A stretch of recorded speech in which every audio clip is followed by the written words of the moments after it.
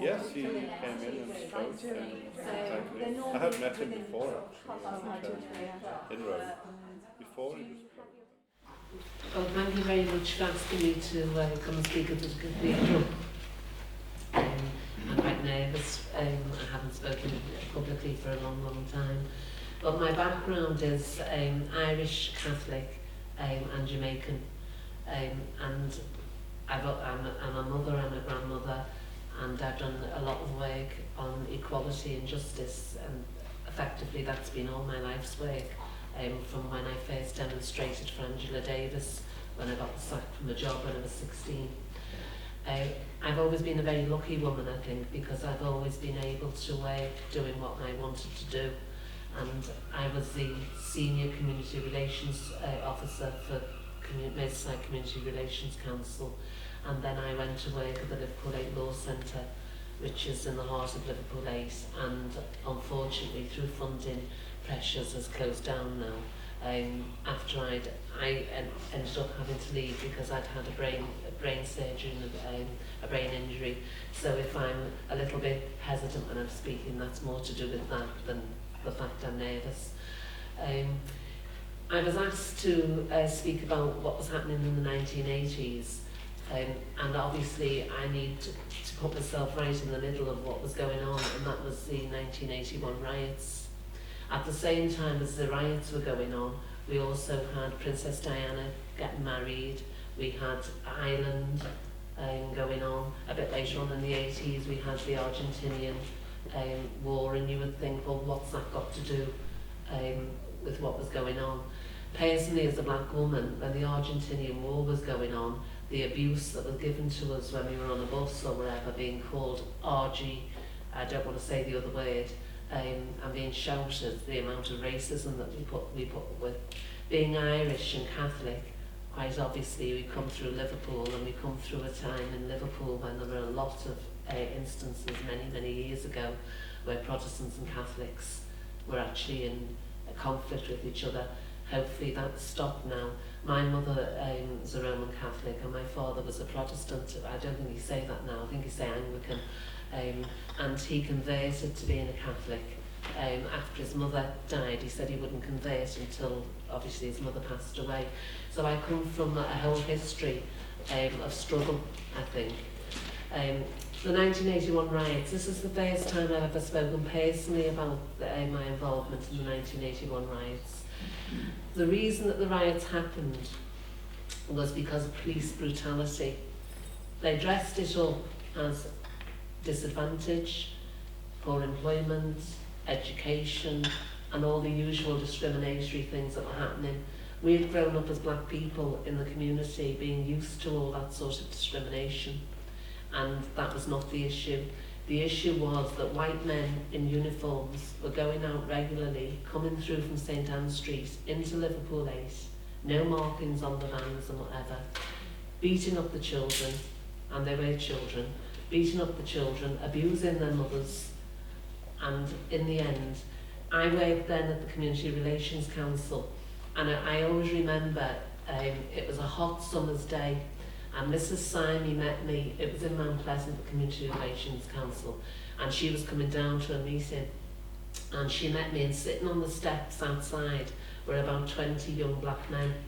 And as we walked down, she looked, and it was a hot summer, and she said to me, "Maria, what are we going to do?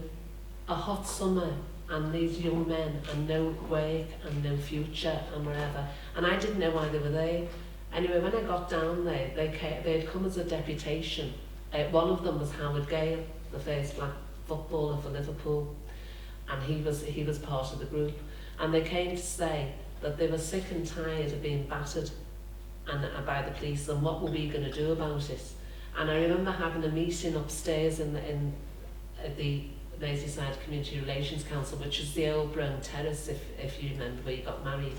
And my boss and Wally Brown and a few other people were in there from the committee, and those men sat around the floor, the young men, and a debate went on. And I also remember them say, I said, we'll have a demonstration and we'll do something, and just bear with us, and we'll do a report. And they said, you old ones can do what you like, but the next time somebody puts their hands on me or calls my mother a something lover, then I'm going to fight them back. And the next day, I'm in work, and the next thing we saw smoke as we were coming down getting our dinner, and we realised that Granby Street was up and the fighting had started. We had then the first time on mainland Britain that CS gas bullets were fired. The only time they'd fired them before was in Ireland at the demonstrators there. And they were made in such a way as that they were like a small bomb with hooks on the end, and they were supposed to be fired at a wall, and then they would explode and the gas would disperse you. They actually fired them at us.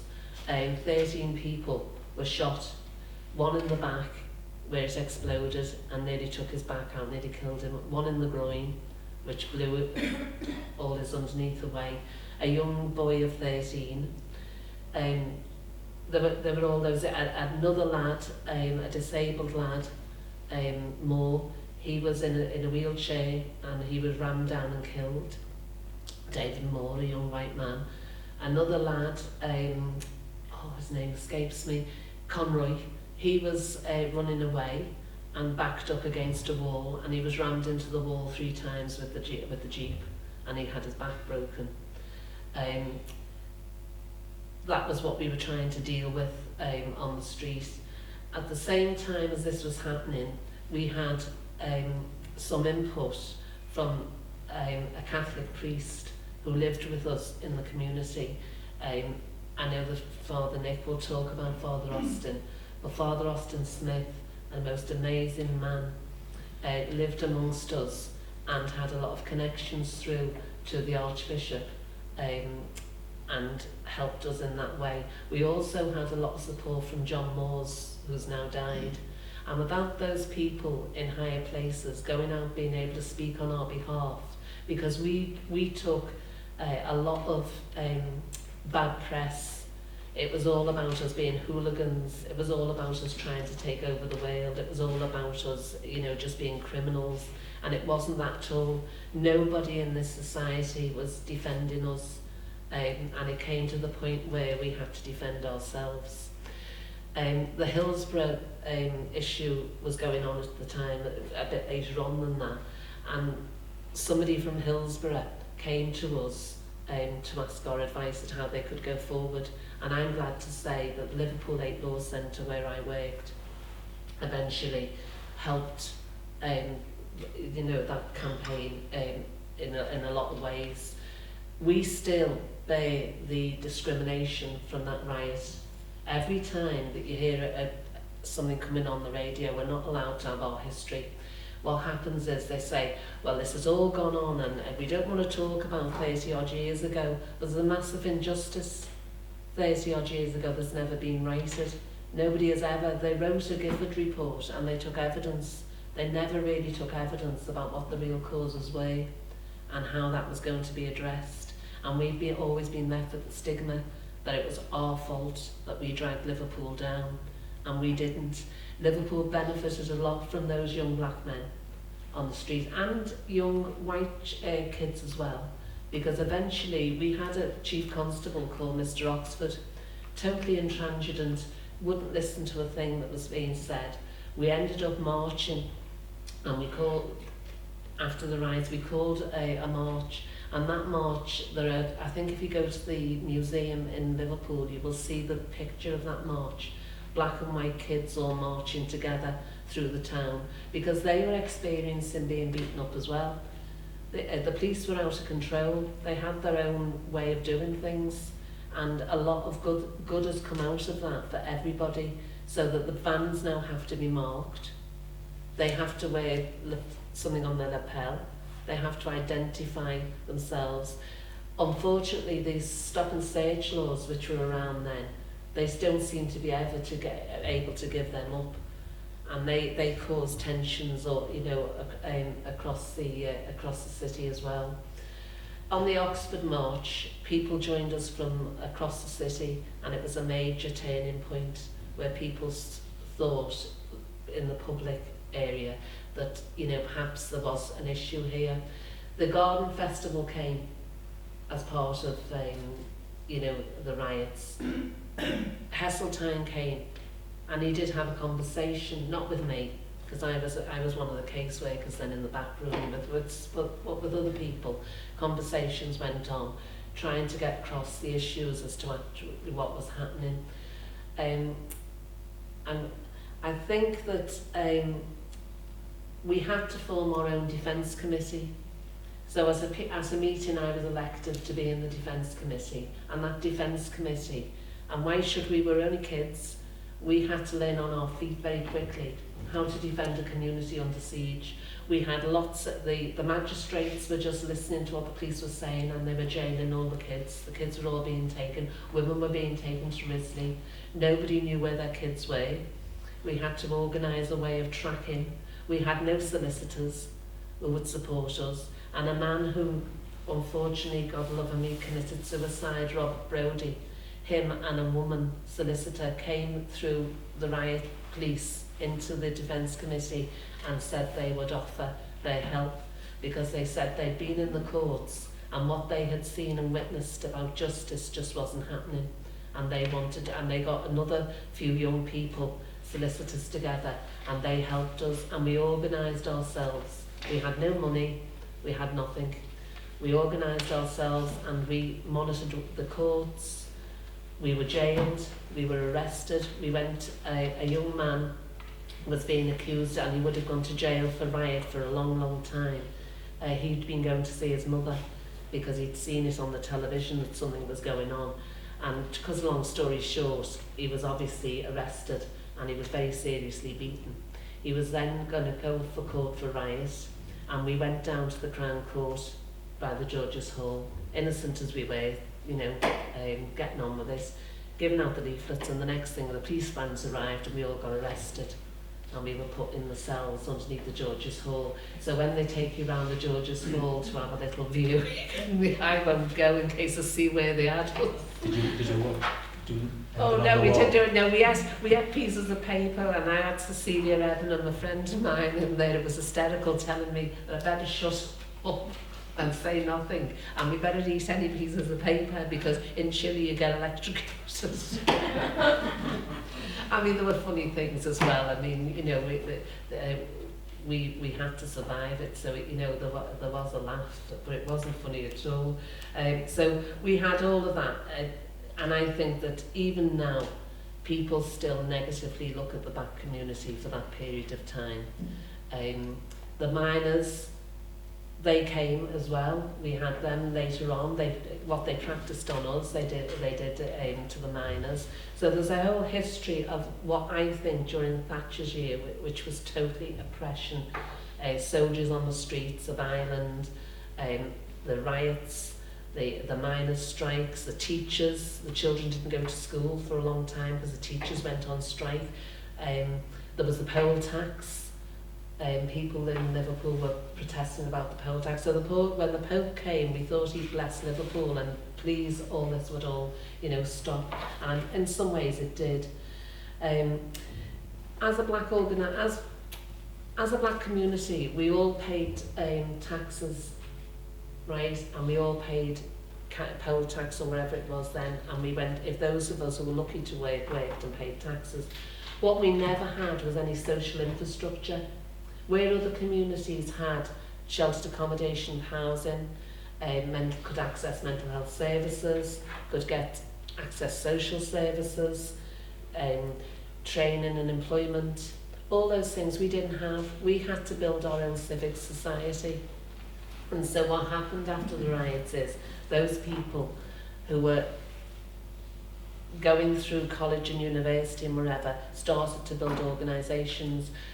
From the riots, we got £500 from the church council, and it was the finest £500 they ever invested, because the law centre was built on that £500 and went on to have a turnover of £750,000, 11 staff, and was able to put back into the Liverpool Lake community in any year over £1.5 million in benefits and in challenges to discrimination in courts and whatever. And we always thank the person who got us that £500. And apparently there's a book somewhere which I'm trying to get hold of, where this man who argued for the £500 was actually vilified in arguing to give us that money. So it was the finest £500 anyone ever spent, and we are grateful as a community that we got that. From then on, we had challenges about racial terrorism. A black man in Netherley who had a girlfriend, an Irish woman, went into a pub in Netherley and he was battered. His eye was taken out. He was a physicist, had to use a microscope for his job. He tried to jump over the counter in the pub, and the landlord threw him back to them. He was beaten, and the judge said that in all of his time he had never heard of such a beating on a black man for the colour of his skin outside of South Africa. If you remember, and people say if things improved, well, in some ways they have, but in Norris Green 2 days ago, 3 young children, 16 and 15, battered a man so badly and racially abused him, that the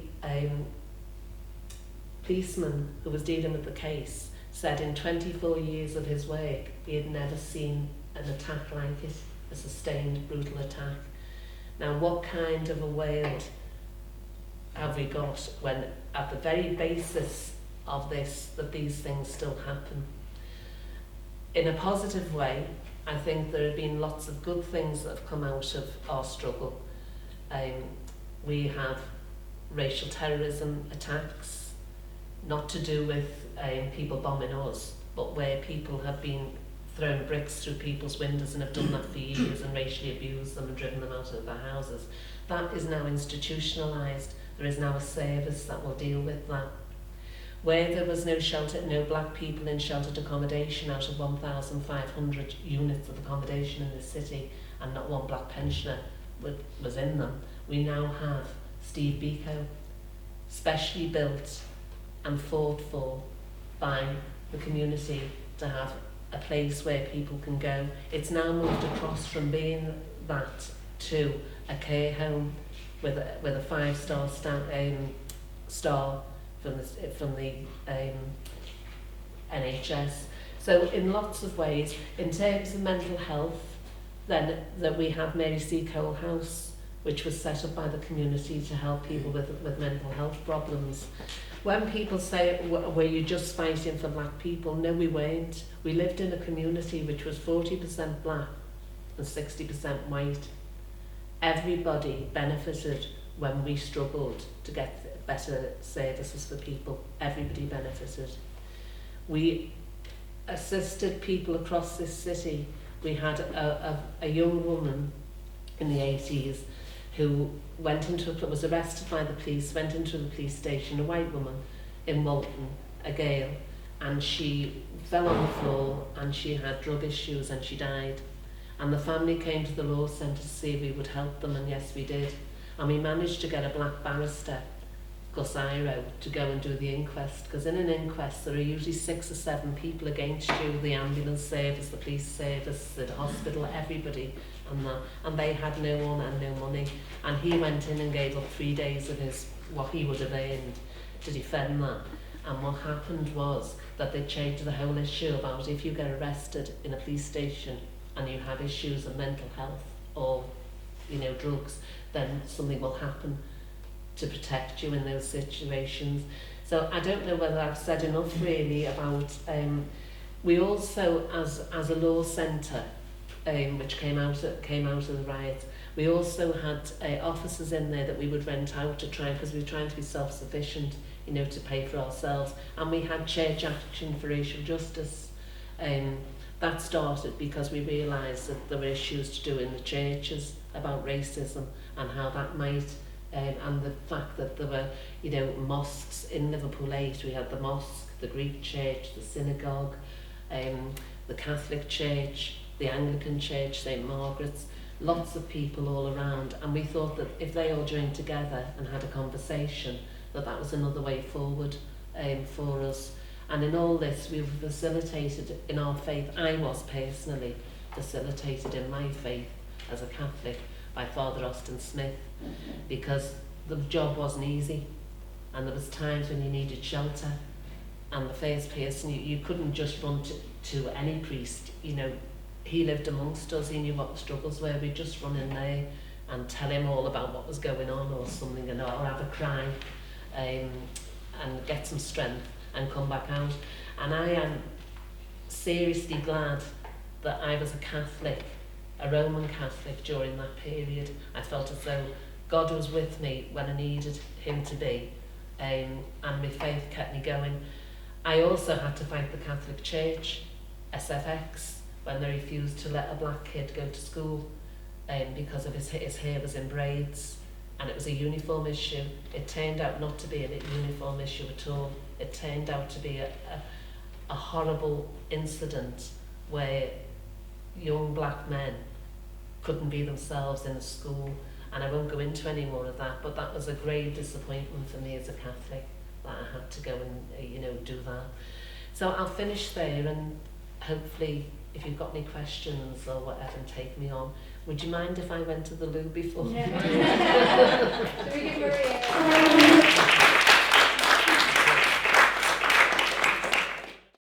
Okay.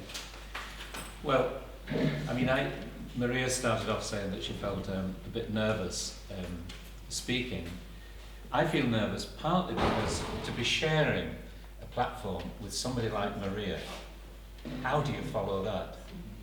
And in a sense, I mean, Maria's a close friend and somebody that I've worked with and long admired. And I never meet her without coming away sort of feeling inspired and lifted up.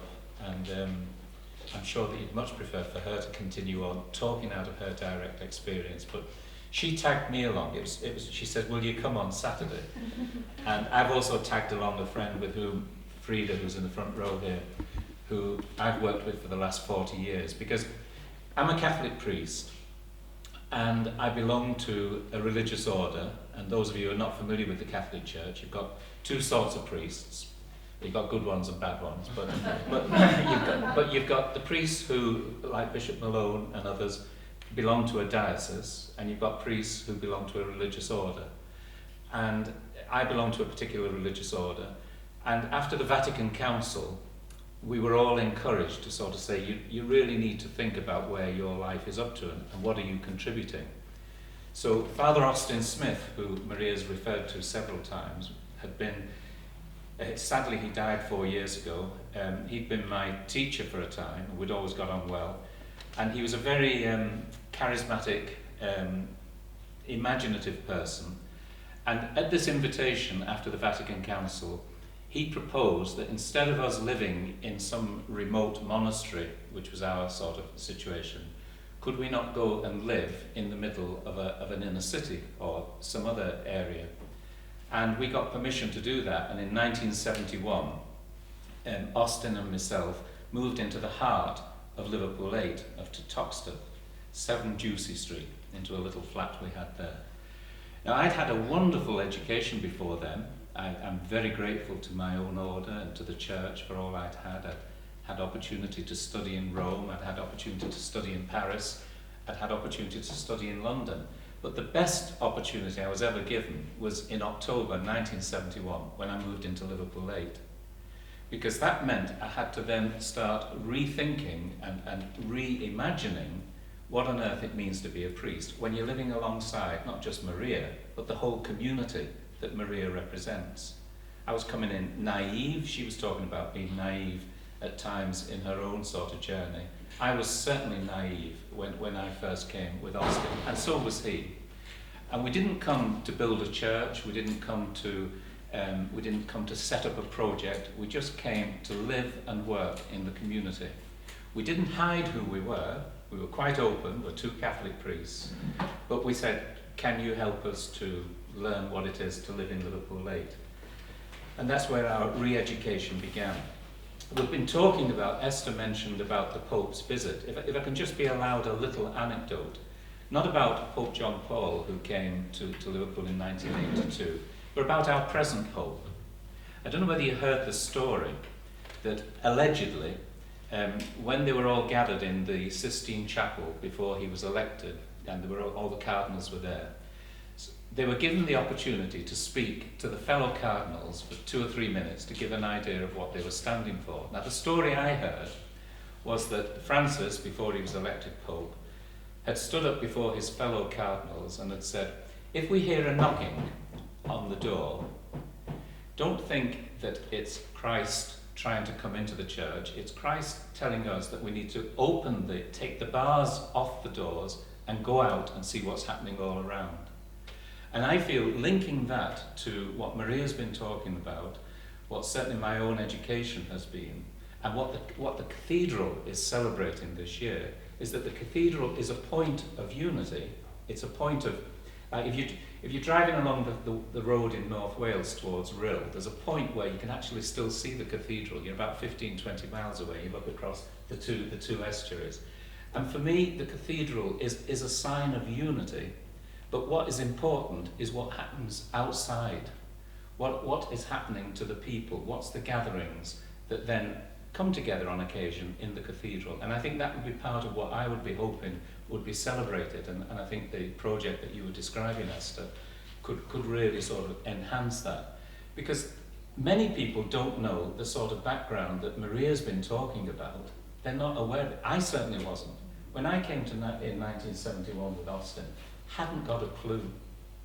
I could think theoretically that there is racism, but I hadn't understood in any realistic sense, because as a white person you don't experience it. You often hear the things said like, oh well, we haven't got that problem in our school, you know, there's only one black person in our school and so we haven't got a problem of racism, which is, you know, a total contradiction in terms of what it actually means. So when I talk about my own re-education, I'm talking about digging down in terms of all the attitudes that we have, often unconsciously, and then beginning to risk learning from people like Maria and other friends about what the reality is. So I think it's an ongoing process. It's not as if, oh well, there's the church and there's the community. As Maria's clearly indicated, they link on all sorts of levels. Some of it wonderfully positive, some of it less so. And I think we've got to be open to both sides of that and to learn how to maturely sort of face it. My own particular work was, when we arrived, Austin, we had no money and we didn't want to go begging to our order. So Austin was offered the opportunity of being a part-time chaplain at Walton Prison. And we felt that that meant that he was still in the community. He also had a learning experience for himself in going into Walton, and it also earned us a bit of money to keep us going. And I was wondering what I was going to do, and there was a new school had opened, which is only about 500 yards from where we are now. And it was called Paddington Comprehensive School. And as this cathedral was being built, Paddington was being built just across the way on Mount Vernon. And it was being built at the time by the then quite imaginative Labour Council, who saw it as it's the new comprehensive type of approach. It was built on the border of Liverpool 7, which would be Kensington and beyond, which would be very much white working class, and Liverpool 8, where the schools that Frida had worked in, because Frida's a retired teacher now, but her whole teaching experience was in Liverpool 8. And the schools that Frida had worked in were now closing, and the pupils were being merged into this new purpose-built comprehensive school. The idea was we're bringing together two important sectors within the Liverpool city community, which was imaginative. There's all sorts of imaginative things do happen in Liverpool, despite there being all sorts of things that are a problem. So there was a wonderful head teacher at the time. He was a very imaginative man, Ken Vaux, and he'd said, let's see what resources we can draw in to this new school.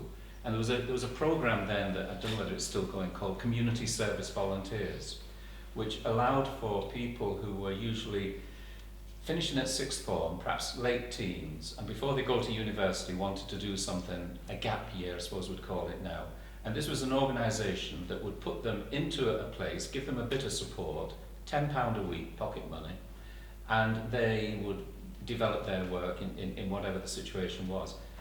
Paddington was looking for one. So Austin said to me, he said, why don't you go and apply? Well, I think they were a bit surprised that by that time I was about 30, and they weren't used to somebody of my age, Catholic priest background, sort of saying, well, can I come and be a community service volunteer? Ken Vaux took the risk, thank goodness, and I began to work at that school. And my job was to work with some of the older pupils and get them involved in the community. That meant I could take them out to school. So predictably, all the kids who wanted to come out were the ones who weren't very happy in school. The staff were very happy. Who's this silly fool who's sort of taken them out? So I was getting all the kids, most of them black, who were in their own self-identification and then the identification of the school were seen as the ones, well, you know, let them go. Let them go and dig a garden for an old age pensioner or work with the people in the home for the disabled. I began to find that once you began to get to know these kids, they were a very different sort. They were feisty, and you needed to sort of like, you need to earn their respect, but they were wonderful. And it wasn't so much that they were unhappy about education, they were hungry for education, but the system, good as it was, and I'm not knocking Paddington, wasn't actually suiting them. So that was the year when the school leaving age went up from 15 to 16, and there was a whole group of these kids who'd been looking forward to getting out, and the staff had been looking forward to them getting out, and they were stuck. So I, naive, you said about being naive, I said to the head teacher, I said, if you give me a bit of support, give me 12 of these kids, and we'll see whether we can devise something else for this last year. So that began a whole new development, which eventually Frida, who was the head of year, was designated to keep an eye on me, I think it was really. Don't let him get out of hand. I was a very good employee, really. I always did what I was told. It worked out that we were sent kids who had 90% truancy records, were never in school. We turned it round, not by magic, by very simple things, to the fact that they then ended up with 100%. We couldn't get rid of them when they had flu. Austin and I had a house in Liverpool 8. They were coming round in an evening. Why can't we do this at a weekend?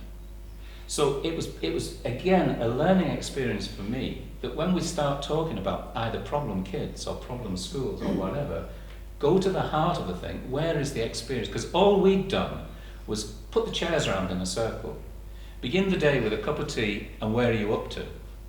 And sometimes that conversation could carry on for the whole day with all of them involved. And often the other kids would have the answer to some of the difficulties that they were bringing.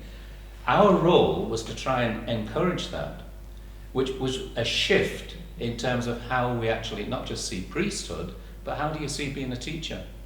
How do you see, as a white person, really listening to what these black kids were telling you in terms of what their experience was? It wasn't a bad school, it was a really good school, but we were given space at that point to actually sort of push a little bit further. I could go on too long on this, but we eventually ended up setting up a charity called Project 45.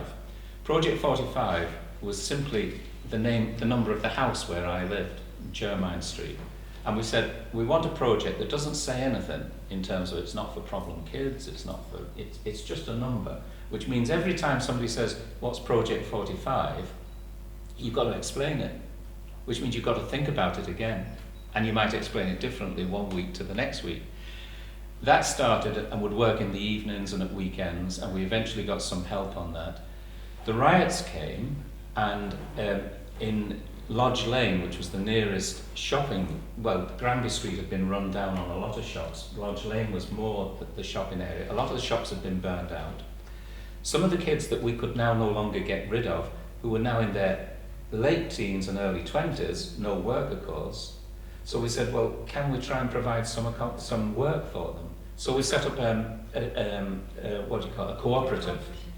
So we took over one of the old shops, we got some money, the DIY shop had been burned out, and we set up a cooperative run by some of the older kids. we were stretching ourselves very thin, as you can imagine. Frida saved me from a nervous breakdown on a number of occasions. Well, perhaps she didn't. But it was again this process. It costs because you're involved in it on a whole level. But the benefits are actually, you know, you can't measure them. And this was all going on in the context of the situation at large in Liverpool Lake. I'll just tell one little anecdote because I'm sure I'm going on too long. Maria mentioned the Liverpool Lake Defence Committee, and we used to meet as the riots were still sort of going on. There was the aftermath of it. We used to meet on Upper Parliament Street in what became the Charles Wooten Centre. I had a minibus, and so I said to Maria and the group, "Do you want to use me for the minibus?" So she said, "Yeah, we need a minibus." So I would turn up and be delegated to drive the minibus from Upper Parliament Street to Risley to take the families of the lads who'd been arrested. Risley is for those of you who don't know, is the remand centre outside Warrington. So I would be driving a group of parents, brothers, sisters, whoever, to visit.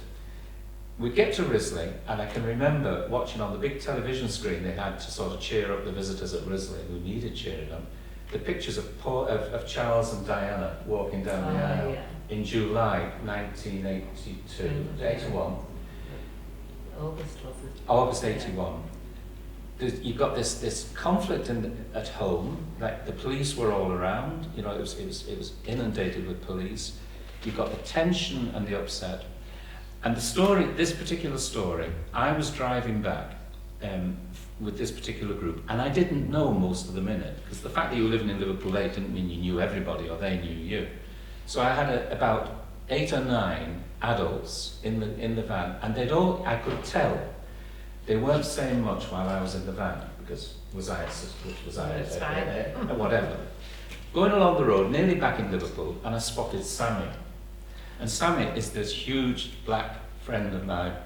And so I pulled up the van and I said, "Hello, Sammy, do you want a lift?" "Oh," he says, "Hello, Nick." He says, "Get in." Sammy was my passport. Immediately the atmosphere changed in the van. What I'm illustrating is the fact that you need to build up trust, you need to find your way in, you need to be part of the community if you're really going to have the sort of interchange that is needed. It's been for me and continues to be, you know, something that I just thank God for. Maria's ended by saying how glad she is to be a Catholic. So am I. I'm so glad to be a Passionist, member of the religious order, and still struggling on. And I'm so glad to have gone with Austin and to have been part of a whole development which, you know, has just changed my life. And I feel that coming back to the cathedral, I think that all this, going back to what the Pope said before he was elected, let's make sure that the celebration of the cathedral includes all this, insofar as you can. And I think that we can be proud as a faith community in terms of the things we've done, but we can't rest on our laurels. It's a question of all the time, where is it now? What's happening now? And I just feel very privileged to be sitting there. I said it when you'd gone to the loo. Oh, did you? I feel privileged to be sharing a platform like this with you, Maria, and so I'll stop now. Yeah. I would just like to, did Father Nick say what Father Austin always told us? It didn't matter what went on, and he'd run in screaming, "Do you know?" And he'd go, "For God's sake, love, be human." Yeah. And no matter what goes on now, and I still say it to my children, and I'll even say it and I always think, what would Austin say? He'd say, "For God's sake, love, be human." And I think that's all you've got to be. The church has to be human, we have to be human, and the rest of it just makes up for itself. Good humans, not bad ones. Austin actually died in, I mean, we were in Granby Street, which is, those of you who know it, it's the main sort of part of Liverpool Lake. And Austin was part of a team that helped to design a care home. Maria was talking about infrastructure, and there was a new care home built, and it was built in such a way that it tried to respect the different aspects of the community. Austin himself ended up there. And I remember saying to him in one of the last conversations I remember. I says, what do you think we've really been about? And he said, really, it's trying to strip away all the artificial, false views of what we call God as we struggle into the human, that in that human reality is where we find that deeper godness. I'm not putting it very well, he put it much better than me, but that's what it's about. Thanks, Bob.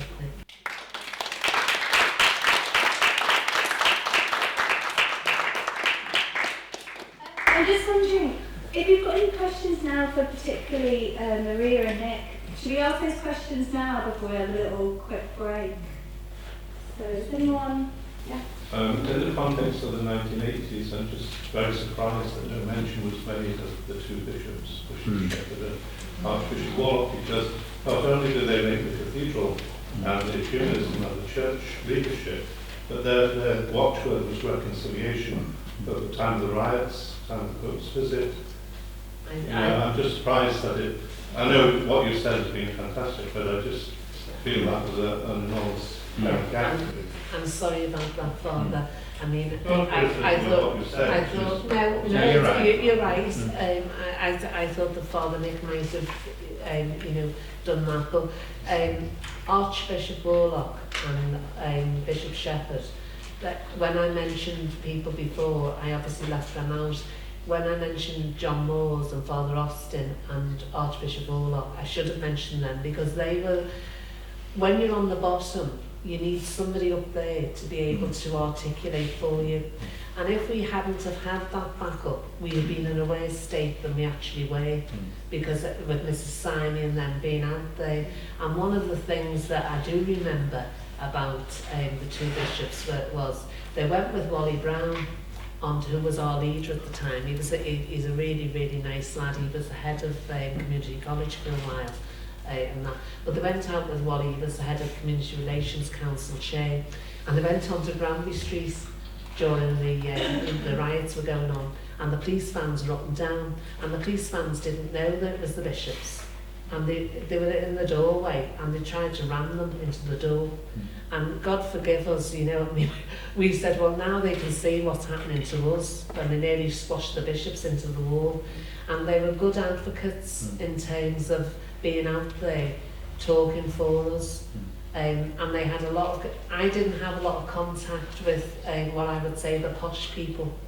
I was on the ground with the women and that, we were the foot soldiers, we were doing the social stuff with the casework and stuff like that, but those people who were in the Defence Committee and that was their job, they had a lot of dialogue with David and Derek.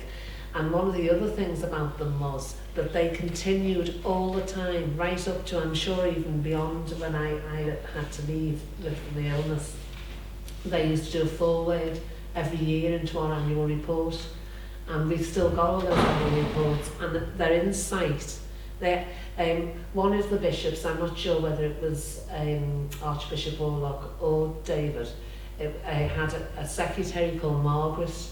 And I always remember her, I don't know what's happened to her or where she is, but a wonderful woman, and she had an insight, and she would ring up about the foreword every year, and we would get a really good, sensible foreword off them, not just, a platitude. They were interested, and they helped us a lot in terms of funding, and when people were on our back, when the bishop, who was it? Who was there before Bettison? After there was a chief Sharples, a chief constable, and he said we wouldn't let the police in after the riots, and we'd set up the law centre. We wouldn't let the police in the building, and they thought they should be able to come in, but the police don't go into any solicitor's office. They're not allowed to go in there. There is a difference, but they thought they could do it to us. So we used to say, no, you can't come in, and they wrote a letter calling to the bishops, calling us obdurate, and the bishops spoke to us and said what is going on, and we said this is our only form of protest, this is the only safe place we've got that we fought for, and we don't want them in here. We see them in the courts, we see them on the streets and everywhere else, and the bishop David and Archbishop Warlock, they wrote and blocked that you know, for us. So yeah, I'm sorry about that, but I really do believe that they had a lot of influence on what went on. Yeah, I mean, I'm sorry too. I mean, it wasn't an omission in terms of like it wasn't important. I mean, you're right to point it out. And the other one I would like to just mention as well is that the wonderful relationship between Derek and David, but also with the Methodists. I ended up being coordinator at the Methodist Centre, and the Methodists in particular contributed a huge amount to the growth in Liverpool 8, in both in practical ways in terms of the Methodist Centre, which was originally a centre for the mostly white members of the church, the Methodist Church, and a local black community centre closed down, and overnight there was a whole disenfranchised group of young black people. Now the Methodists could have sort of kept the doors shut, pulled the shutters down. They didn't. They opened it, and it became identified as the Black Youth Centre in that sense. Yeah. And I ended up we had the anomaly of Catholic priest, Methodist Centre, and it shows that there was a tremendous integration. I mean, Liverpool 8 is a wonderfully integrated place in that sense, with all the different church involvements as well. So I apologise for not mentioning David and Derek. Yeah. And Father Gallagher. Yeah. Brother Gallagher from St. Margaret's. From St. Margaret's. Yeah. But in those police and community liaison meetings, they were actually perhaps the only ones who could share those meetings for a time. Which they did alternately. They did. They were kind of honest brokers. Yeah. They were certainly. Yeah. And John Moore's, you know, in what he did, I mean, he stuck his neck out. He must have got into terrible trouble for us, you know what I mean, trying to defend us, you know, in where the posh people are, as I say. So we had been very lucky and sheltered. There's always good people everywhere, you know, that it's not everybody is negative and not everybody is doing bad things. Somewhere, somebody's voice, even if you speak out against somebody being a racist and you think, what can I say? Just saying, don't do that is enough. It really is. I mean, at another level too, our experience as religious priests, coming in from a religious order, we had nothing but support from some wonderful local parish priests such as Joe Daly, Leo Stoker, Peter Morgan, still there, still struggling on. So I mean, there was a freedom and an interrelatedness that crossed over all sorts of barriers, which again is coming back to the cathedral. Is something the cathedral can sort of celebrate as that's the reality that is going on around the cathedral. And Father Peter does a lot of work with the refugees and asylum seekers.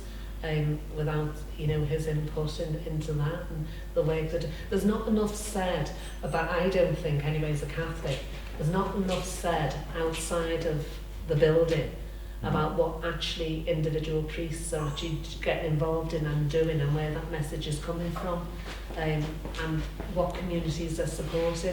I would like to see a lot more of that as a Catholic, knowing how that, you know, how that's going on. And a lot of good people working alongside, voluntary people, alongside priests and whatever, supporting the cathedral and stuff. What stuff are they doing? You know, what are they carrying forward in a message out in communities? People seem to not like the idea that you should mention that you've got a religion, but I think everybody's entitled to a religion and entitled to their view of God, and they should celebrate that, and we should all celebrate it together. Are there any other questions? You haven't said much about kind of the effect that the visit of the Pope had against this kind of backdrop. I mean, you said it was sort of seen as something that would change everything. Yeah, I think. What kind of effect did it have? Did it have a motivating effect, or was it seen as spending money on something that should have gone somewhere else? I don't know. I've not got a feeling for a feeling for like the backdrop. Yeah. What was the effect of the visit? I don't know about so much the effect of the visit for us as a community, because people, you know, are different religions, and I'm sure lots of people went off as individuals to see the Pope, and my mother did, and people from the Bullring and people like that. I think for us that were black and Catholic and living through that, you know, and even I suppose for white Catholics in the community, there was a feeling that if the Pope would come, it would change things in some way that, you know, and that's just a spiritual thing, I think. I'm not sure that everybody would have that feeling, that he would choose to come to Liverpool knowing that how much he'd been on the television. He must have known about, you know, the riots and stuff, and for him to choose to come, maybe he was coming to, you know, maybe to do that for us. I remember him actually travelling. Where I saw him was on Prince's Avenue, which is again in the heart of Liverpool Lake. And myself and Austin were stood in the crowd, and he went past on this Popemobile with Derek Warlock, the Archbishop, at his side. Now, the very fact that he was travelling through Liverpool Lake at that point, and with Derek beside him, there's no doubt what Derek would have been sort of putting in his ear, I imagine. Or would have said, go this way, yeah. I'd just like to make a comment about John Moores. I hadn't realised just how involved he'd been over the time of the riots, but the lasting legacy from John Moores is the John Moores Foundation, the trust fund, because quite a sum of money was put into a foundation after he died, and the majority of the grants that are made from that are to people who are disadvantaged, the black community of Liverpool, and people who are marginalised in the area. And that is probably a lasting legacy from 1981, I would think. Oh yeah, he was such a kind man. Because lots of people just think the Moores Foundation supports the arts. That is totally the opposite end of the spectrum. No, he didn't. He was a very kind man. I remember him coming into the Defence Committee, and a very humble man. And the women were always fighting with the men. We used to call them the junta, thinking that we'd make the tea and stuff, you know, in the Defence Committee, and we wouldn't. And in came John and said to the men, and then he said, could I make you a drink? And Brenda, we used to call the general, our mate, Brenda Freeman, she jumped on the table, on the desk and the thing, and said, are you asking the men, do they want to drink? And what about us? We're the ones who are doing the work. They're just talking to you. And he went, oh, I'm really, really sorry. And then we all laughed, you know. And he really took it to heart at the time. He was a very good man, and he always stuck up for us. And even sometimes if we run out of money and that, he'd go, you know, and he'd talk to his trust, and he'd get that money, you know, to make sure that we survived. We would never have survived without the £500 from the churches and John Moores, because we were fighting with everybody, and who wants to pay? You know, somebody who's always arguing with you. We were arguing with the City Council because we had Derek Hatton, we had Sam Bond. We were fighting with the Commission for Racial Equality because they wanted to call us ethnic minorities, dark, black, satanic evil. That's what it means. We wouldn't have that. So, you know, they would argue about funding us. They then changed the rules across to where you got grant aid from the City Council. You had to then bid as a law centre to get money from the Legal Services Commission. So lots of things were closing down because they couldn't cope.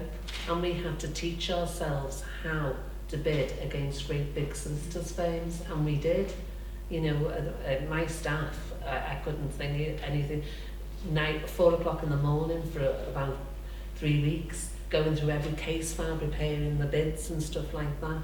So we didn't have it easy in terms of funding. People wouldn't give us it because we might be taking you to court the next day, you know, over a race case or something like that. I mean, we were arrested. We went the Chauffeurs Club, which is now an eating place in Hope Street. It's what's it called now? Like yeah. I mean, we went there one night. We'd gone with the Trade Union Centre was another place that was built up at the time. The Trade Union people, it was called the Trade Union and Community Centre, and we'd gone there invited by Eddie Lloyden to his his anniversary or something. So we'd gone there. Some of us black, some of us were white. We'd had a really nice night, and when we come out, one half of us wanted to go to the Caribbean Centre. And as we were walking past Chauffeurs, some of those lads had been in there. So they said, we'll go in there. When we got in, they let all the white ones in and blocked all the black ones out. So there was absolute ructions. The police came, we all got battered and thrown in vans. We got arrested. We were put in court before the courts. for 5 days before Christmas. I never had a Christmas pudding, I never had anything for the kids. I was thinking, oh please God, there were 8 of us, black and white, on trial. One fella decided he'd defend himself, and we were saying, oh God, if he defends himself, we'll all go down. I said, please don't do that. But his name was Piggy Burke. He decided, and he did defend himself. And each one of us was on trial differently, and it was just like waiting. Will one of us get found guilty? And if they do, then, and luckily we all were found not guilty. And then we had to go to Manchester to run a race case against the chauffeurs. We were threatened by thugs who came in to say to us, if you carry on against the chauffeurs, they'll be, you know, and we had to stand up to them as women and say, well, you know, what you've done is wrong, and we're going ahead. And I always remember being in Manchester in the tribunal, and we actually won that. And the judge there said, because outside of Liverpool practices apartheid, you know. They don't recognise it, but you go into town in the city centre and you'll hardly see anyone black in a shop or whatever. But in Manchester and places like that, black people are on the trains, they're doing all these things. And this judge said, we're all sitting there was me, Ray Crawless, and shades of black going down. And he went, in Manchester, we have black people ranging from pink to black. So, you know, we didn't have to explain ourselves as who we were and where we came from. And so the struggles have been hard, but they've been worth it. They've opened some. The worst thing in Liverpool now at the minute for all kids is education, training and employment. And it's for all kids, but it's worse for our kids. Because, you know, you go anywhere, you can see young white kids working, but you don't see a lot of young black kids working, and that's a problem. If you don't talk about the elephant in the room, it will never change.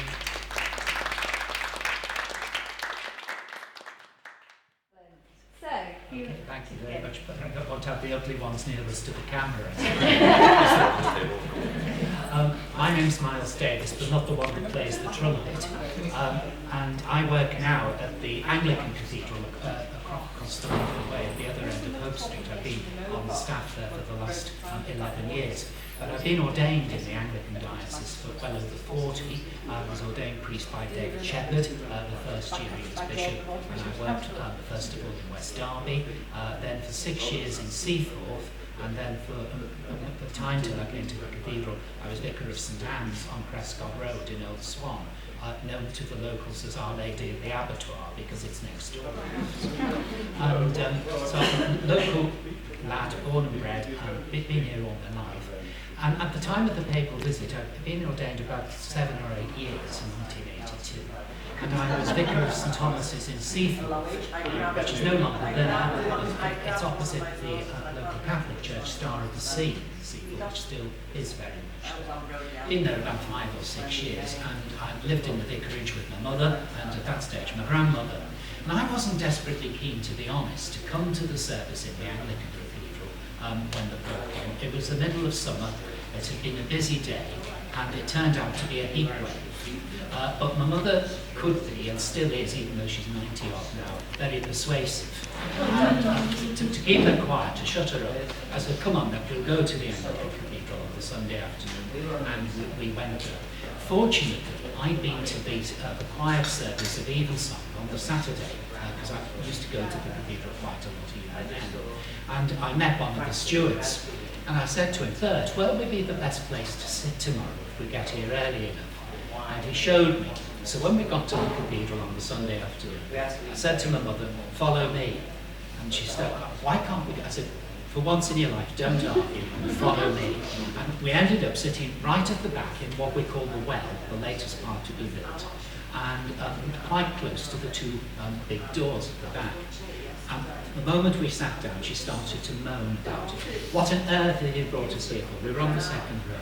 So I pointed to the 2 doors and said, which way do you think he's coming in? She was fine. And it was a tremendous atmosphere, because they have no idea exactly what time we get there.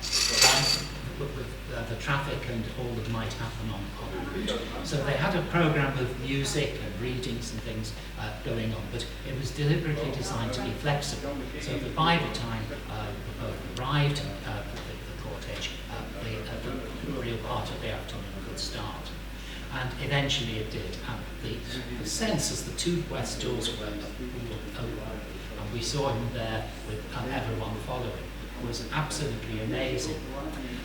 Being on the staff of the Cathedral, I know a couple of the inside stories, though I wasn't there at the time. Just two quick ones. One was that not only did the conflict within the Falklands nearly stop him coming to Britain, it was touch and go even to a couple of days beforehand whether getting it.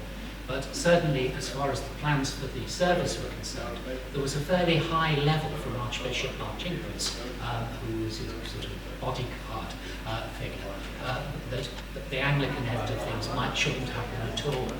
And the clergy who were working there at the time were told, under no circumstances give Archbishop Marcinkus a copy of the service. They had them, but they lied. They just said they weren't still at the printers, and that he didn't get one. But it did go ahead, and it was an iconic moment. The second was that the choir learned an anthem in Polish, and he went over to Ian Tracy, who was the organist and still is, and they greeted each other, and he said to Ian, Christmas, because apparently it was a Christmas carol. there we were in the middle of a heat wave at the end of singing that, but it didn't matter, he was very pleased. So it was a great day, a historic day, with lots of photographs of it, which are still part of the treasure of the history of the cathedral, and a really special time.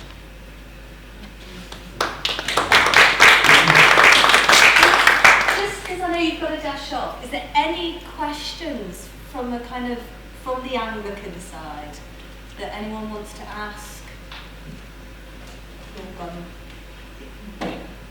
If there was a reluctance on the Catholic side, or was there a reluctance at the Anglican cathedral as well, whether it was right or wrong for him to? Not within the cathedral community itself. There was a tremendous backlash from the what you might call the orange, the more extreme Protestant element within the city. And a few months beforehand, Robert Runcie, who was then the Archbishop of Canterbury, was due to come and give a Lent lecture down at St Nick's at the pier head at lunchtime. And when he got there, he was just howled down by protesters, and he couldn't give the lecture. So he prayed in front of the altar and then left. And that was an iconic moment. But that was a catalyst, because after that, conversations happened with the Orange Order and the Anglican bishop, and various things were put in place. And they have led to, I wouldn't say it's a stand-up, but an uneasy friendship between the Anglican cathedral and the more extreme Protestants, who felt very much shut out of what they felt was their own cathedral. But the funny story about that was that Ian Paisley, of course, was very much around in those days, and he was there on one of the corners, I think, of Rodney Street, and lots of signs, and a group of them all singing different hymns from what we were singing.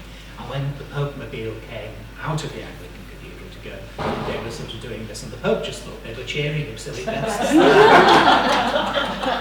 whether they wanted it or not. But things have gone a great deal easier.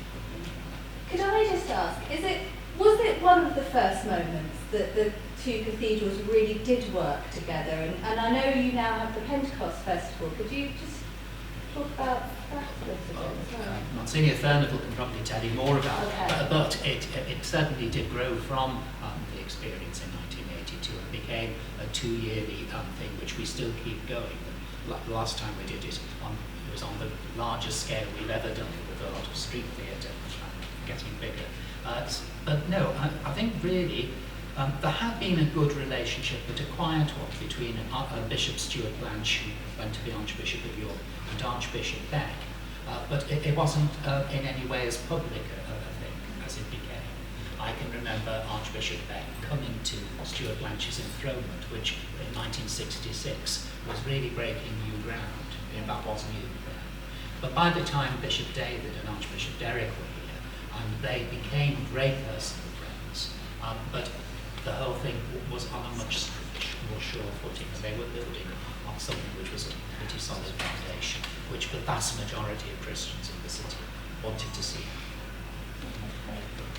Are we moving on to Angela now? This is Angela, everyone. If you want to introduce yourself. Hello, my name's Angela O'Brien. I was brought up in St Teresa's parish in Morris Green, and I was very involved in the parish, still am, even though I don't live in the parish now. But at the time when the Pope was coming, very involved. I was running a girl guide group, running a folk group in the parish, lots of wherever jobs were needed around the priest's house. The order were the Oblates of Mary Immaculate. They moved away from St Teresa's about 6 years ago, and we have Father Chris Fallon there now. So in the parish at the time, they said about the Pope coming, and would anyone like to volunteer to be stewards? So as a group of young people, I was 22 at the time, myself and a few others, my boyfriend at the time, who was actually my husband now, we've been married 30 years this year, we put ourselves forward.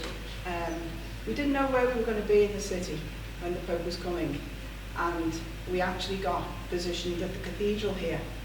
So we were actually at the side entrance to the Cathedral, and because we were stewards, we were able to be the other side of the barrier, which was absolutely amazing because we had this freedom where everyone else was behind this barrier.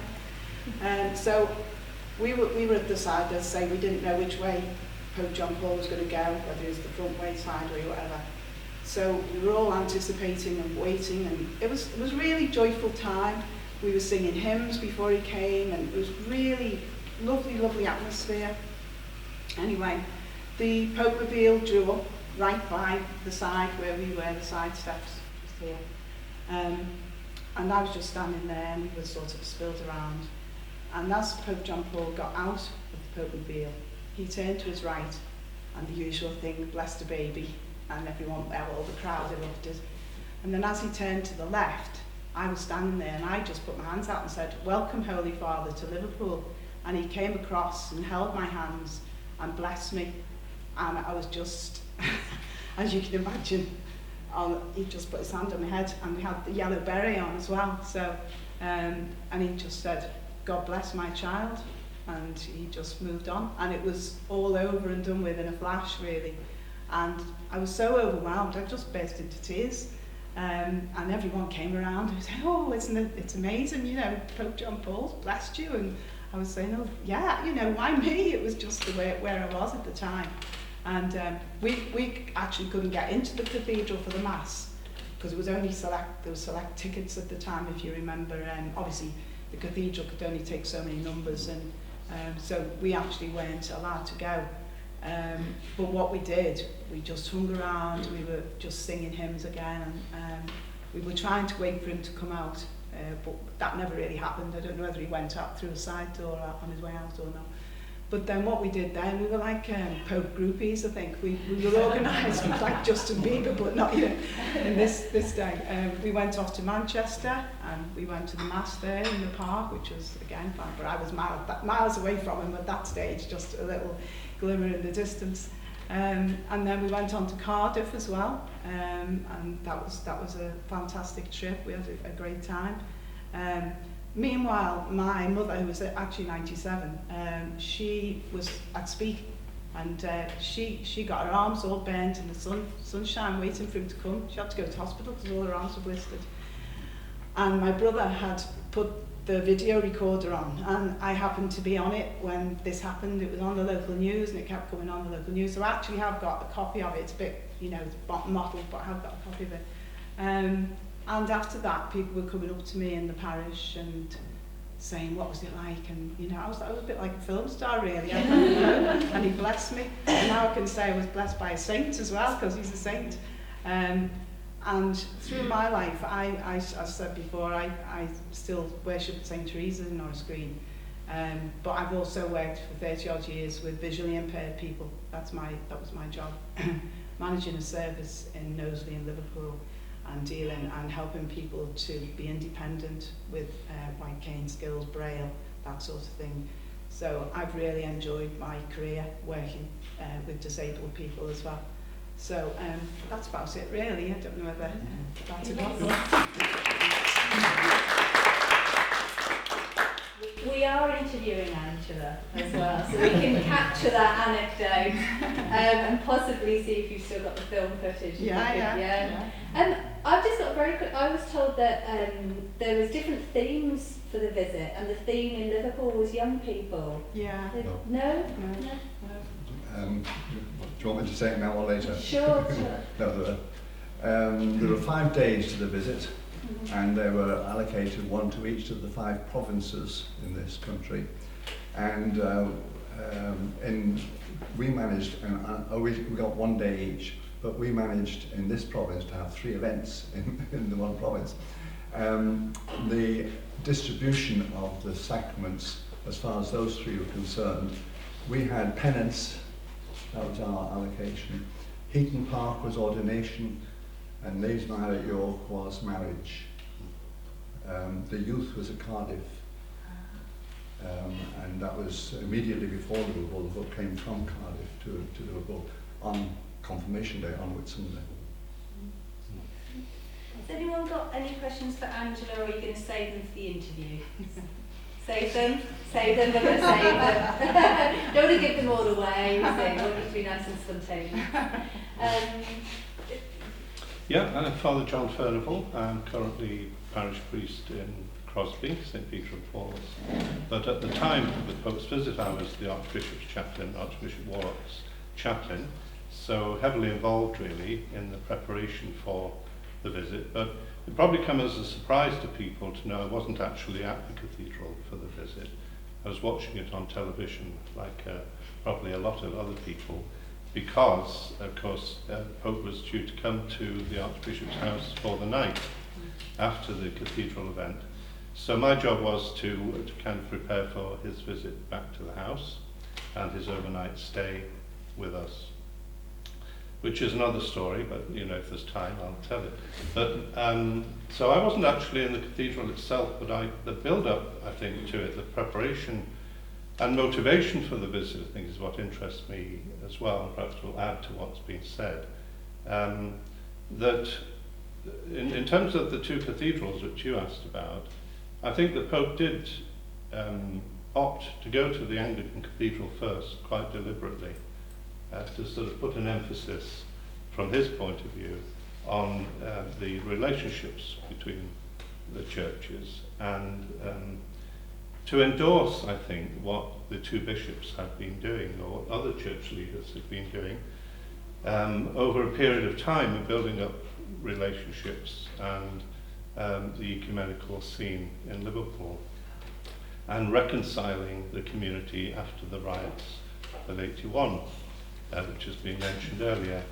So he was, I think, seen as endorsing all of that. He was also, from the Catholic point of view, endorsing what had been taking place at the National Pastoral Congress in 1980, which took place in Liverpool. That National Congress, for those who know about it and remember it, comprised a lot of discussion in different places. It involved representatives of other churches, a delegate from the Vatican, and was to look at the whole pastoral scene in England from the Catholic point of view. And I think Archbishop Warlock and Bishop Shepherd saw the Pope's visit as a kind of follow-up to that in a way, as endorsing that. And I remember the Archbishop saying he went to Rome with Cardinal Hume for what he described later as the week that never was, because it was a week that was kind of a turmoil week. They were in Rome, literally trying to persuade the powers that be there that the visit should take place, because there was a lot of doubt about it. The Pope had been shot in 1981 in St Peter's Square, so his own health was an issue. The Toxteth Riots here in Liverpool, the conflict in the Falkland Islands, all these factors were kind of jeopardizing the visit in a way. And I think that week that never was this negotiation, the Cardinal Hume and Archbishop Warlock in Rome to try and save the visit. And I think they were instrumental, not the only ones, but they were instrumental in saving the visit. And I remember the Pope was interviewed, and somebody said to him, the media said to him, "Are you going to go to England, Holy Father?" And he said, "That's up to you." He put it back in our court for us to get our act together to make it possible for him to go. He said, "I'm the Pope, but it's up to you whether I come," which was a very interesting comment, because it kind of suggested that we had to make the ground possible for him to come in all sorts of ways, in the ecumenism and the reconciliation within the black community in Liverpool. And of course he also made part of his plan to go to the Falkland Islands immediately after the visit to Britain. So that was also a gesture of reconciliation, trying to recognise that there was a need for healing and unity there. So had he just come to England and not to the Falklands at the time, that would have perhaps been a false move in a way, and interpreted by people. So he made a special point of going to the Falklands afterwards. He also, as we've said, came down Princess Avenue down through Toxteth, where the riots had taken place, so he would have been well briefed about what had happened. And I think he perhaps then came to see his visit to Liverpool as a visit of reconciliation and of binding the community, helping to bind the community together after a very difficult time. And it's worth remembering that the visit to Liverpool was actually quite late, a latecomer on the agenda. It wasn't on the original schedule. And I think Archbishop Warlock was probably instrumental in persuading him, the Pope, because he knew him well from the council years, Vatican Council, and from meetings of the Synod in Rome. He knew the Pope well, and I think he was instrumental in making sure that he came to Liverpool, to the cathedral, and the Pope had said he was very interested to see our cathedral. He was always keen to come and see it for himself. So the Liverpool leg of the visit was a latecomer, but I think, and perhaps the people in Manchester thought that the focus would be in Manchester or in Leeds, but the Liverpool visit turned out to be a very significant one because of what had happened previously, because of the build-up to the visit. The Pope then came to the Archbishop's house. The northern bishops were there, a number of other, his secretary, and the apostolic delegate was there. And he came in. All I can say is, now thinking back all these years, that the house changed in atmosphere as soon as he walked in. There was a kind of, well, you felt that this isn't your house anymore, this is unreal, there was a kind of unreality about it. His charism, his personality just changed everything. And late though it was, coming from the Cathedral Pentecost event, 9 o'clock at night, very tired, I guess, very sunburnt also.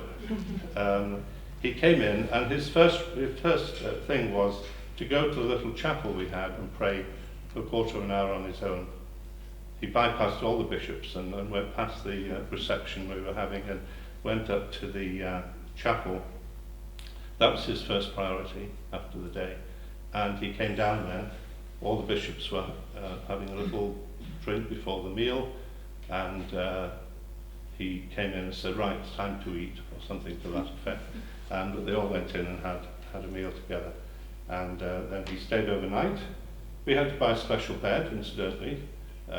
We didn't really have the proper sort of bed that he needed, so having taken advice from John McGee, who was his secretary at the time, we went out and bought a bed in advance.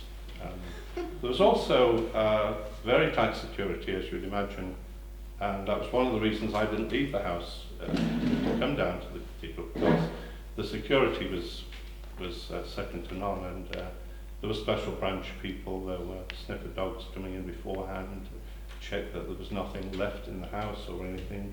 So the security was very tight. And the next morning, when he was preparing to go to Manchester, to Eaton Park, there were still crowds outside the window. Most of them had been there all night, I think. So he went up to the bedroom and from the window gave a blessing. And he was trying to make this gesture. You may have seen a photograph of it, where he was saying, "I slept well. Did you sleep well?" So he knew they'd all been up there all night waiting for him. So even then, you know, before he'd left the house, he was kind of already active, if you like, in his ministry and in his contact with the people. And he always made a point of speaking to people, as you said, going out to people individually, and so on, taking his time, much to the annoyance of the security people, I guess. And then went off to Eaton Park from there after breakfast. The breakfast in itself was interesting, because, I'll finish with this, because the caterers had prepared a breakfast that the Pope had said he would eat whatever was the normal meal in any place he went to, okay? So any country or any city or any place. So they made a big English breakfast for him, and it was on a big dish like this, and the caterers put it down on the table and he just brought it towards him. It was actually meant for 4 people. And he said, "Well, if the Pope must work, the Pope must eat." So he did actually share it out with the rest of it.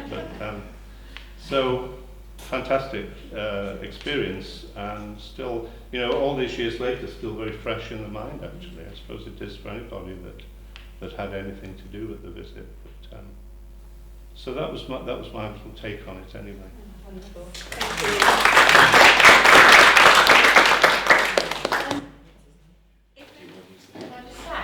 Didn't go live the design, did you say anything? Well, I'm not sure, because I wasn't there. I didn't hear his first-hand comments. I noticed that, and I think it was remarked on afterwards, he was looking at the cross, which is Elizabeth Frink's design, the cross on the middle of the altar. And I think when he came to incense the cross, as you do during the Mass, he was kind of looking at it, wasn't quite sure if it was the wrong way around. It was just the design of the cross that took him by surprise, I think. And he had a good look at it, you know, when he was about to incense the cross.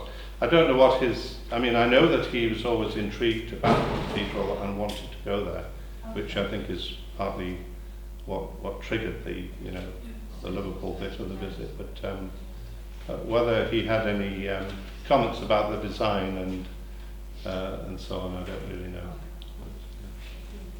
Alex, can I just ask, I remember it was a bank holiday Monday, was getting from Liverpool to Manchester, Eaton Park. Yeah.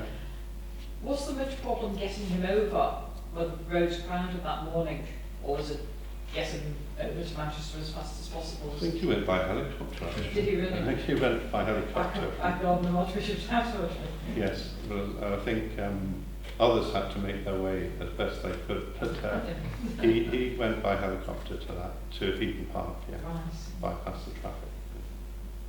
From Speak? No, it wasn't. Well, I don't know whether from Speak, yes. He'd be driven to Speak, and then he'd go from there, from helicopter, yeah. I was one of those outside of the house at 5 o'clock. Right. So you kept me awake, did you? I grabbed one of my daughters, and I can't remember which one it was, but I was on Brodie Avenue when he came, but we went outside Archbishop's house, and it was lovely. Yeah, great atmosphere, wasn't there, yeah. I was one of the stewards at Speak. Oh, right, yeah. And we were actually briefed about the security side of it, really, which, to be honest, was a bit of a joke, because the atmosphere at Speak was so joyous and everything. And it was so open as well, really. We were on the other side of the barrier as well. Yeah. but the barrier may not have even been there really. There was sort of ran out or anything like that. And I just thought the fact that he had been an attempted attack on in Rome was why they wanted more stewards actually. And so we had to be very early in the morning to be there. But the whole atmosphere was wonderful, and I think they could have managed without the stewards. It must have been a security nightmare though, mustn't it? Because I watched the video, I've got a video of it, and I was watching it yesterday, and it just sort of darted into the crowd, and the security were like all over, and I was like, it must have been a nightmare for them. He had his own security guards who came from the Vatican, as well as the local police arrangements. But he was his own man. How many people travelled with him? Well, John McGee, who was his secretary at the time, I think I remember 2 other cardinals, but I can't remember their name. But if it's any indication, as we were waiting in Speak for him to arrive at the first stage of his visit, the commentator said, "And here's the Pope arriving in 2 helicopters."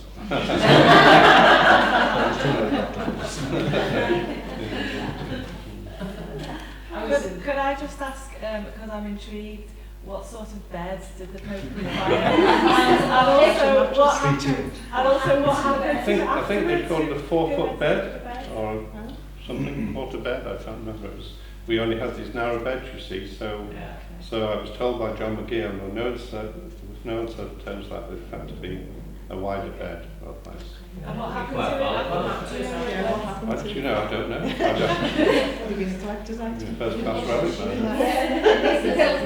I seem to remember there was a mini, because I was in the curial offices and the press office all day from about 5:30 in the morning, but there was a coach full of bishops at some stage coming down Hope Street, and that was before the Pope came from the Anglican Cathedral to the Cathedral. It was to get the bishops into place first of all. I think there was perhaps a slight hiatus there where the transport had been overlooked. It reminds us everywhere, because by that time we were up on the roof. But I always remember my coach, bishop after bishop getting off the coach in the heat. Should we continue on, and then we can have more questions at the end as well? Well, my contribution sort of dovetails with many of the things you've already heard. I don't really know what to start with. What happened to the papal bed, I don't know, but the carpet that was used to cover the sanctuary at Speak, that finished up here in what is now the meeting room. Unfortunately, it's past its sell-by date, so it's gone. But there was a kind of carve-up of all the leftovers. But more relevantly, I hope, is to begin where Father John began, which is with the National Pastoral Congress, which also is part of the Cathedral's history, its 50-year history, because it was to present the findings of the Congress that Archbishop Wark and Cardinal went to Rome and invited the Pope's response, and I think at that time issued the invitation that he should come to England, which he accepted for 2 years later. So the Congress was 1980, and he was to come in 82. So we had about 18 months to prepare, and looked with admiration at Ireland, where he'd been the previous year, and then had 10 weeks to prepare. And we thought it was a bit of a rush, 18 months, but Ireland did it so wonderfully that we thought, well, we've got to do at least as well as that. But there are times of preparation that are significant. Paul Marcinkus' name has been mentioned, and he made a couple of visits to Liverpool to pave the way. And the last of them was on Easter Sunday in 1982, and he came to Liverpool to speak with those who were involved. And we all finished up in the Anglican Cathedral, which had, this was late in the evening, all the services had finished. Edward Patey was the dean, and we went along with Marcinkus to the cathedral to say, we'd like the Pope to call at the Anglican Cathedral before calling it a Catholic cathedral, no, that wasn't possible, because if they did that for Liverpool, they have to do it for everywhere. No, Liverpool is special. You don't have to do it for everywhere. So anyway, we had a long conversations in the Anglican Cathedral, walking up and down and doing, this is what you do, come in here, go there, go. Well, what would happen if we said no, says Marcinkus. Edward Pagey says, he wouldn't believe you. And so it had to go ahead. So then there was a long pause. It must have been at least 30 seconds. It seemed like about 5 minutes before Marcinkus says, okay. that was a kind of great release that, yes, the Pope would come to the Anglican Cathedral before going along Hope Street to our place here. I think I'd enter a small correction to Father John's record about where the Pope was to go. I think it was agreed from the beginning he would go to Liverpool, but that was to speak, to the airport, where he would speak. But the idea that he should come to the cathedral, that was the Pope's addition. And that he would celebrate Mass here, that wasn't on the original score at all. But just to jump to that end, what did the Pope think of it? Apparently, I say jump to the end because at the end of the ceremony in the cathedral, he went out onto the piazza where we'd made provision for 2,000 young people to celebrate Mass at the same time with Father Pat Harnett, who was the youth chaplain. He went out onto the piazza there and spoke to the young people and said, I followed the building of your Metropolitan Cathedral with great interest because, as Father John says, they had sat next to each other in various committees and councils. I followed the building of this cathedral with great interest, but you are the living cathedral. And that was a great, tingle factor for a moment for the young people there that continued then to sing his praises. So back a little bit. The outline plan has been agreed, and now we've got to make all the preparations.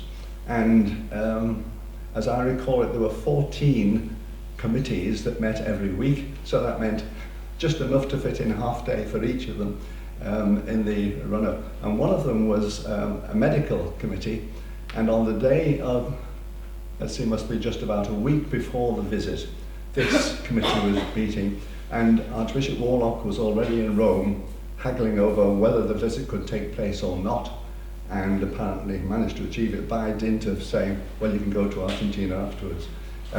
But I'd been on the phone to the Archbishop, and he said, I think it's going to be called off. And so that morning we had a meeting of the medical committee, and they were arguing about whether the Savlon should be ointments or a cream or a liquid. And I'm sitting there thinking, give us 2 hours and you're not coming at all. Fortunately, I wasn't able to say anything, and the outcome was different. I can't remember what they had cream on. But that was the kind of detail that was gone into. There was also an understanding that I've not heard really confirmed, that the Queen's train was lodged somewhere at Edge Hill or somewhere in case the helicopter couldn't take off with a fog on the second morning. The royal train was standing by to whiz the Pope on his way. Anyway, so the preparations proceed, and the day dawns, and it dawns in Speke, where by this time Archbishop Marcinkus arrives with the Pope in the first of the 2 helicopters. And as Marcinkus gets off the helicopter and comes towards me, he says, "Where's the papal transport?" A lovely greeting, And I said, we don't use it at this point. And there was a red carpet leading from the helicopter to the podium where the Mass was celebrated before the Pope arrived. Archbishop Warlock celebrated the Mass there, and there's a whole string of stories that go with that as well. But anyway, the Mass had been celebrated. The Pope was simply to give an address at Speke before then travelling on to the city. So yes, the papal transport is not required. The Pope's going to the podium, walking to the podium, and then subsequently, the first plan, the police were very much involved in all these preparations, of course, but the first plan was that there would be a horse escort, a number of horses escorting the Pope from the airport to Liverpool. And then they decided, I think it's 12 miles, and that was too much for the horses to go at a reasonable rate. So it has to be more conventional, and he comes in the normal fashion. So arrived at the Anglican Cathedral, and there, as people witnessed on the television, having gone into the cathedral, there's a lady in the front row who drops her rosary. Nobody knows whether it's deliberately or accidentally, just as the Pope is moving up the aisle, and he picks it up and gives it back to her. Now, I don't know how many members of the worshipping community in the Anglican Cathedral have rosaries, or this one has sneaked in somehow. Anyway, so the agreement there was that they would say the Our Father together. That was the essence of the ceremony there. And then the Pope-mobile then takes the Pope along. I saw one record saying he walked along Hope Street. No, he didn't. He had the Pope-mobile to bring him to our cathedral. And the point of entry was the sacristy. Let's see, where are we now? Slightly along here, you know, there's a little recess where there's an entrance to the sacristies, as distinct from the entrance, the big entrance to the cathedral is up there. So he arrives here, and over the sacristies is a bit of the flat part of the podium. And Archbishop Warlock introducing, I was part of the lineup, half a dozen of our priests receiving the Pope into the cathedral. And when the Archbishop came to me, he said, this is Monsignor Malone, he's been responsible for the northern part of your visit. To which, well, people saw this on television and say, oh, what did the Pope say? Because he turned to me to say, oh, I think it was Og. But then had time to look up at all these people up on the gallery, as it were, there, and gave them a wave. He then said, it is a big job. I think he'd been working out in English what he wanted to say, probably. Sorry, it is a big job. So that was the conversation there. So when we go to the cathedral, and yes, there are all sorts of details of that. But climaxing, or culminating with that little visit outside, where he speaks to the youth on the piazza and says, you are the living cathedral that I've come to visit. So then he's off to Archbishop's house, tomorrow to Heaton Park.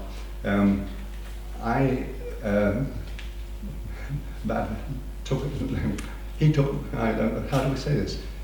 I was to speak to see him off from the diocese, but then I hightailed it up to RAF Leeming, bypassing Heaton Park, because he'd got the advantage.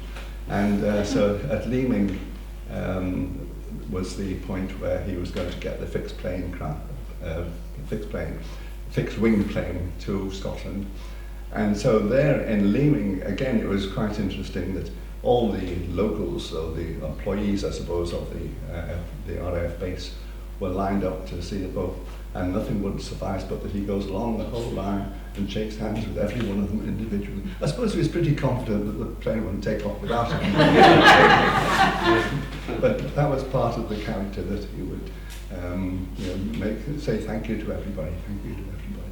So that was the point at which my responsibilities ended as he left the province. So lots more stories, but that'll do for a framework.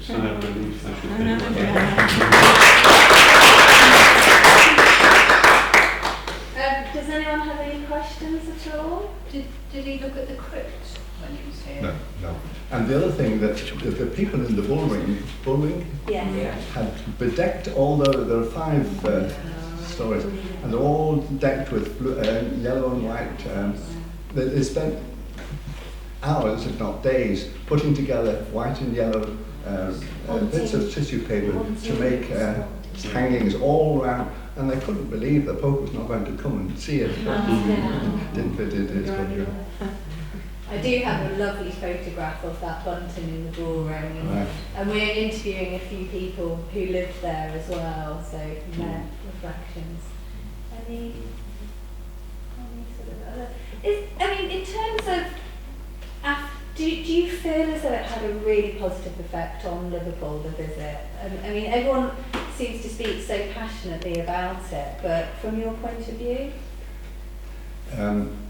I can only sort of reflect what you hear and sense, and that there was a kind of boost in Ireland and here as well, just the fact that it was respectable to be a Catholic. You know, that this was something that the Catholics could enjoy and everybody else could enjoy on their behalf. Whether there is a statistical surge in vocations or baptisms or whatever, I have no record, and I'm not sure that if there were, it would be very long-lasting. I think those sort of boosts are spurts rather than something that carries you on. I think it was a case of we in Liverpool have always thought it was something special anyway. And so the Pope coming here just sealed, or was one of the seals of that view that we have for the last 50 years. I think it was unbelievable really, wasn't it? Yeah. That the Holy Father was actually coming to visit Liverpool of all places, you know, we were chosen. And I think it did give a boost to the city at a time where lots of things were going on, and I think particularly a lot of the Catholics, we had a great time.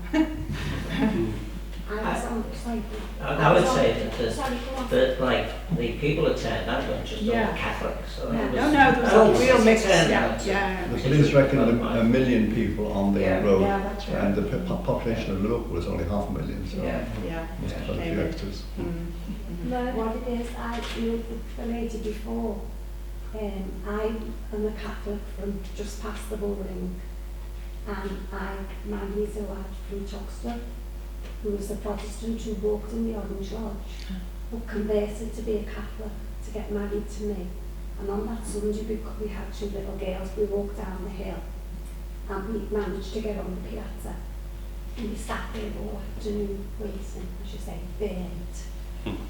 The story I'm going to tell you, there was a little boy going around saying, does anybody need, because you have to have a pack of lunch, does anybody need any drinks, anything? So my husband said to him, here's £5, could you get crisps or whatever you can get, because you've got to get out and he's got to get back in, because we're all sitting on the floor. And everyone said, you've lost your £5, you'll never see it now.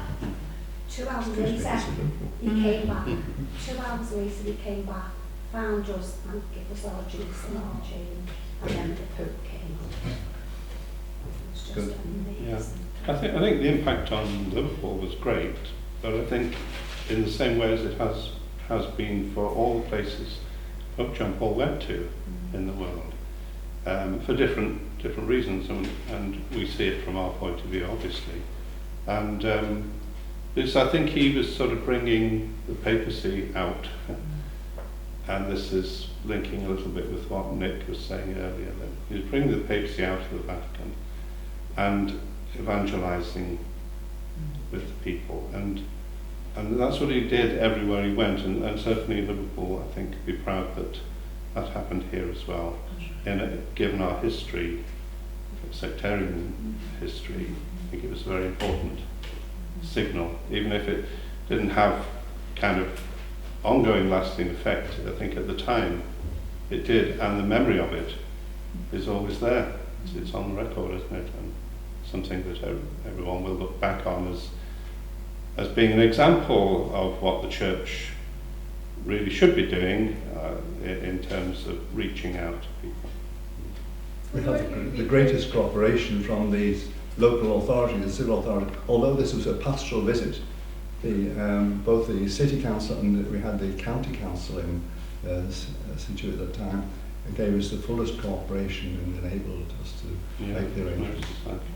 Were there any reports of hostility, can you remember? Because I remember very early in the morning, 5:30, arriving in Liverpool, and it was very exciting even then. There was that air of expectation walking up here to the cathedrals and imperial officers. But were there any reports of any demonstrations or hostility, or was it all dampened down? I don't think anybody would dare, but the only one that was already mentioned by Myles was at the corner outside of what was the Children's Hospital. That was where Ian Paisley was with his crowd.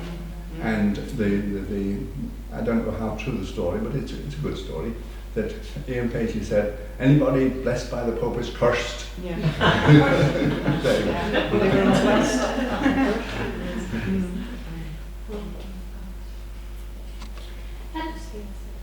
Just for me to understand how it went, so there was the service inside the cathedral, and then he went out to the... Sorry, there was a mass inside the cathedral. Sorry. And then he went out to the piazza That's straight right. away? Yes, straight. Blessed Sacrament Chapel has got a side door, and Right. he went out the side door to the onto Uh-huh. And how long was that, the outside piazza Well, the mowing? kids have been there all the time. Of course, they've been there long before. But I suspect the Pope's actual conversation with the young people would be 10, 15 minutes, that sort of thing. Because we've got some great photographs of Also, the they sang, what did they sing? band just together. Was it Band Together? And our God Reigns. No, Our God Reigns was Cardiff, wasn't it, when it started raining? There is a photograph, isn't there, of the Pope with Cardinal Hume and Archbishop Warlock together on the by the altar area there. I've got some video of that. You've got video? Some video of that. Oh, great. Great. I don't know if any of you can confirm this, but somebody told me that Cardinal Ratzinger, as was in Pope John Paul's entourage when he visited. Not that I know of. No, he did visit Britain as Cardinal. He was at Cambridge University at one point. I don't know what year that was. Maybe that's I don't think he was part of the Pope's entourage at the time, but there were one or two. The Secretary of State, I think, whose name I can't remember, the Cardinal at the time, probably a group that normally accompanied him on all the travels. A little footnote about the two cathedrals journey.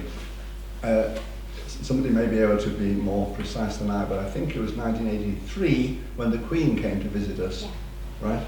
And that's what started this oscillation, that the Pope came 82 from the Anglican Cathedral to us, the Queen came to us to the Anglican Cathedral, and then thereafter we thought, every 2 years we should must repeat this. So that's how it started. But the Queen and the Pope have not been available. Didn't quite catch on. And that's, and in turn, the two cathedrals working together and the sort of processing between the two, that still happens at the Pentecost Festival, is that right? That's all of these things it happened on is. Pentecost Sunday. Yeah. Sorry, that was our share. Heaton Park was the following day, Monday, which is the Pentecost. Yeah. Any other questions?